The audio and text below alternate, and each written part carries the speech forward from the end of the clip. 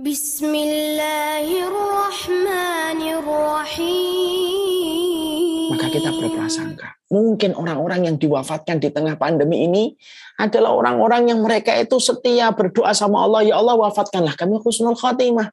Allah terima doanya, Allah kemudian kabulkan doanya. Allah kirimkan pandemi supaya Allah memiliki alasan untuk mengabulkan doa sebagian dari kita yang meminta matinya husnul khotimah ketika mereka diwafatkan melalui pandemi ini.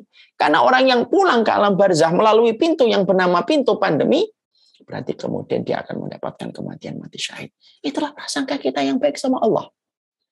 Kalaupun ada yang masih sakit, terengah-engah nafasnya, mungkin Allah ingin memberikan kepadanya ahlul musibah. Status ahlul musibah itu status yang besar. Sudah sering saya sampaikan berulang-ulang di dalam satu riwayat Ibnu Majah, bahwasanya Rasulullah itu mengabarkan manusia nanti pada kehidupan di akhirat, maka akan membagi manusia menjadi dua. Ada ahlul musibah, ada ahlul afiyah. Ahlul afiyah itu yang jarang sakit. Ahlul musibah itu yang melewati sakit dan beratnya sakit yang dia terima ketika di dunia dan melewati ujian. Allah perintahkan kepada malaikat untuk menghitung ahlul musibah terlebih dahulu. Hitung ahlul musibah dulu. Maka ahlul musibah itu dihitung amalnya dan keburukannya oleh para malaikat sampai para malaikat langsung lapor kepada Allah. Wa ma baqiya minadz dzunub illa qalila. Yang tersisa dari dosanya tinggal dikit ya Allah. Kenapa? Karena berbagai macam cobaan yang kamu berikan kepadanya ketika di dunia. Maka kemudian akhirnya Allah berkata kepada malaikat, "Utuhum salasan." Kalau memang dosanya tinggal dikit dan berat amal kebaikannya, kasih ahlul musibah 3. Khairan, kasih mereka surga. Yang kedua, afiyah, kasih mereka kekuatan untuk menggantikan kelemahan yang mereka rasakan ketika di dunia, ketika merasakan sakit, kehabisan nafas, sulit untuk mengambil nafas dan menarik nafas, dan kesulitan yang lainnya yang dirasakan oleh orang yang menderita penyakit ketika menjadi ahlul musibah.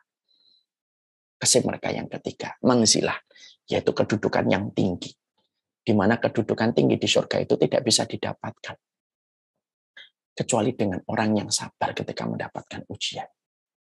Ahlul afiyah, yang saat itu belum dihisab oleh Allah, kata Rasulullah, melihat betapa tingginya ahlul musibah ketika ditinggikan derajatnya oleh Allah. Ahlul afiyah kemudian berkata, ya Allah, kalaulah kami tahu di balik setiap ujian akan setinggi ini Engkau meninggikan derajat mereka, di balik setiap musibah yang mereka terima dulu ketika di dunia, tolong ya Allah, hidupkan kami sekali lagi. Cacah-cacah, potong-potong daging kami dan kami biarkan bernafas walaupun daging kami terpotong-potong, ya Allah, lebih kami terima. Dan lebih kami senangi. Selama kami tahu di balik setiap musibah Engkau akan meninggikan derajatnya di dalam surga setinggi itu. Dan tentunya permintaan itu tidak dikabulkan oleh Allah.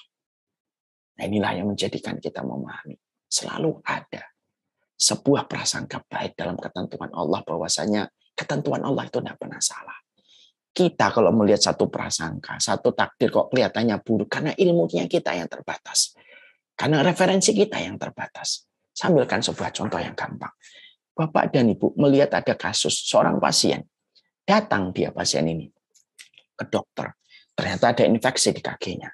Ketika ada infeksi di kakinya, ternyata dokter mendiagnosa dan dokter ini berkata, ini tindakan yang kami harus lakukan adalah Bapak harus diamputasi. Kata amputasi, 8 kata. Lihat bagaimana penerimaan dokter dan pasien ketika mendengar kata amputasi. Pasien ketika mendengar kata amputasi itu buruk. Dari 2 kaki menjadi 1 kaki. Jadi yang bisa jalan, tidak bisa jalan. Dari yang kemudian bisa berlari dan main bola, tidak bisa main lagi bola dan tidak bisa kemudian berlari. Itu menurut pasien. Kenapa? Buruk. Maka pasien langsung berkata dan berkilah kepada sang dokter, dok, lakukan tindakan yang lain selain amputasi. Itu menurut pasien. Perhatikan kata dokter. Dokter berkata, tidak bisa. Amputasi di mata seorang dokter itu baik. Kenapa? Kalau Bapak tidak diamputasi, maka akibatnya lebih fatal, Pak. Infeksi itu akan menjalar ke atas, terjadi pembusukan di organ-organ vital, dan akan menyebabkan rasa sakit yang luar biasa dan menyebabkan kematian. Kenapa antara pandangan pasien dengan pandangan dokter ketika mendengar kata amputasi itu berbeda? Karena ilmunya dokter dan ilmunya pasien itu beda. Kita ini kadang-kadang pandangan kita ini kayak pandangan seorang pasien. Melihat sesuatu karena terbatasnya ilmu kita, kita berprasangka yang buruk. Takdir itu buruk untuk kita. Padahal tidak. Takdir itu tidak ada yang buruk kecuali karena dosa-dosa kita semata. Tapi Allah memberikan hikmah dalam setiap peristiwa yang Allah berikan dalam kehidupan kita. Makanya kita berprasangka yang baik. Yang sakit, mungkin Allah ingin memberikan kepadamu ahlul musibah. Yang meninggal, mungkin mereka adalah orang yang setia meminta kepada Allah husnul khotimah sebelum pandemi ini datang. Allah kirimkan pandemi menimpa kepadanya supaya Allah mengabulkan permintaannya untuk meninggal mati husnul khotimah. Mati syahid, yang mana dia tidak perlu pergi ke Palestina untuk mendapatkan itu. Dan itulah cara Allah. Allah itu kalau memberikan sesuatu tidak pernah lepas dari takdir yang terbaik. Saya ini pernah ya, Bapak dan Ibu, ini ada sebuah kisah nyata yang sering saya sampaikan. Saya ini punya santri. Santri saya itu umur 22 ketika baru selesai di pondok kami, D3, IT, dan tahfidz. Lalu kemudian ngomong ke saya pengen nikah. Saya kaget, umurnya masih muda, baru saja selesai pondok dan baru selesai wiata bakti sudah pengen nikah. Padahal saya tahu dia punya adik banyak, 4 dia punya adiknya. Lalu saya ngomong sama santri saya ini, antum yakin mau nikah? Betul Ustaz, saya mau nikah. Antum tidak pengen berbakti dulu sama orang tua, bantu dulu orang tua untuk merawat adik-adiknya dan lain sebagainya. Saya sampaikan berbagai macam keterangan supaya dia betul-betul teruji betul nggak ketika dia pengen menikah. Ternyata semua keterangan yang saya sampaikan itu ditampik dengan halus oleh beliau dan berkata, iya Ustaz, tapi tetap saya pengen nikah. Saya akan berbakti sama orang tua sembari saya nikah. Umurnya masih muda.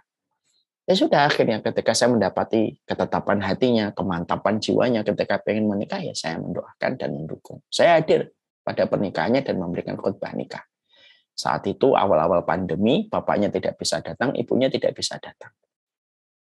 Baru menikah. Beberapa pekan kemudian apa yang terjadi? Bapaknya tiba-tiba meninggal dunia karena stroke. Dalam waktu 2-3 hari dirawat di rumah sakit meninggal dunia. Masya Allah. Padahal bapaknya belum ketemu dengan menantunya. Baru meninggal bapaknya, beberapa bulan, 1 bulan atau 2 bulan setelah itu ibunya juga ikut meninggal. Sakit kepala pada satu malam sampai pagi kemudian meninggal dunia. Masya Allah ya. Akhirnya beliau ditinggalkan bersama dengan 4 adiknya yang masih kecil-kecil. Dan tahukah kita, ternyata ada 2 adiknya yang masih kecil perempuan itu, yang 2 laki-laki sudah agak besar, sudah di pondok. Adiknya yang kecil-kecil perempuan dirawat sama istrinya. Dan adik-adiknya cocok dengan istrinya beliau. Saya ketika mendapati kisah ini, saya berpikir, Masya Allah ya, Allah itu kalau ngatur, sempurna mengatur kehidupan manusia. Makanya kita tinggal diperintahkan berprasangka yang baik sama Allah. Akhirnya saya tahu santri ini, kenapa dia dimantapkan hatinya untuk menikah. Karena Allah tahu, ini kamu nanti akan ditinggalkan bapak dan ibumu. Adik-adikmu yang perempuan masih kecil-kecil. Butuh belian seorang ibu, butuh belian seorang wanita untuk menggantikan posisi ibumu yang akan meninggal sebentar lagi. Makanya ketika dia pengen menikah, dimantapkan hatinya. Dan sama sekali tidak mundur sedikit pun. Walaupun pada saat itu saya menguji pilihan hatinya ketika pengen menikah. Itulah takdir Allah. Saya pernah mendapati beberapa waktu yang lalu ada seorang jamaah, termasuk orang yang saya dekat gitu ya. Dia diberikan oleh Allah anak. Setelah bertahun-tahun menikah. Tapi setelah itu diwafatkan bapaknya, diwafatkan ibunya. Tapi sebelum Allah wafatkan bapak ibunya, Allah hadirkan dulu orang yang bisa menjadi pelita hatinya. Setelah bertahun-tahun dia menikah dan belum mendapatkan keturunan. Allah kirimkan keturunan. Allah berikan kebahagiaan sebelum Allah memberikan ujian-ujian kepadanya. Bukankah Allah detail mengatur kehidupan kita? Bukankah Allah teliti ketika mengatur kehidupan kita? Makanya betul kata Imam Ibnu Qayyim, kalaulah setiap manusia merasakan dan tahu betul betapa detailnya Allah mengurusi hidup mereka, mereka pasti akan bercucuran air mata. Karena takdir Allah itu tidak pernah salah. Allah sebelum mengirimkan wafatnya bapak saya, Allah kirimkan bapak saya menemui cucunya. Ya, yang bertahun-tahun kemudian beliau harapkan supaya kemudian bisa bertemu dengan cucunya. Di usia yang tidak lagi muda, beliau ketemu cucunya dulu. Sebelum kemudian beliau diwafatkan oleh Allah. Itulah caranya Allah. atur kehidupan kita. Detail gitu. Sebelum Allah memberikan kesediaan dalam kehidupan kita, Allah sediakan dulu siapa yang bisa menjadi sandaran kehidupan kita selain Allah. Dengan anak, dengan sesuatu. Sebelum Allah mencabut sesuatu dari kehidupan kita. Karena Allah kalau mengambil satu, Allah sediakan gantinya. Itulah caranya Allah. Allah itu selalu menyediakan penggantinya. Bukankah seorang bayi ketika di dalam perut ibunya, dia mendapatkan satu rezeki dari pusar ibunya. Ketika dia lahir, tali pusar itu dipotong. Sedih atau tidak sedih? Sedih. Sang bayi nangis ketika dipotong pusarnya. Lalu setelah itu apa? Lalu digantikan satu pusar itu digantikan dengan 2 air susu ibunya. Gantinya lebih banyak daripada yang Allah ambil. Setelah kemudian 2 tahun, Allah berikan 2 air susu dari ibunya, lalu kemudian disapih. Nangis atau tidak nangis anak? Nangis, setiap dia tidur nangis, minta supaya disusuin. Tapi kita harus menyapihnya sebagaimana perintahnya Allah. Maka kemudian ketika disapih, Allah ganti enggak? Allah ganti dengan yang lebih banyak makanan dan minuman yang lebih beragam daripada air susu ibunya. Disitulah kita paham. Berprasangkalah yang baik. Karena prasangka Allah itu menentukan bagaimana kehidupan kita ketika berprasangka yang baik kepadanya.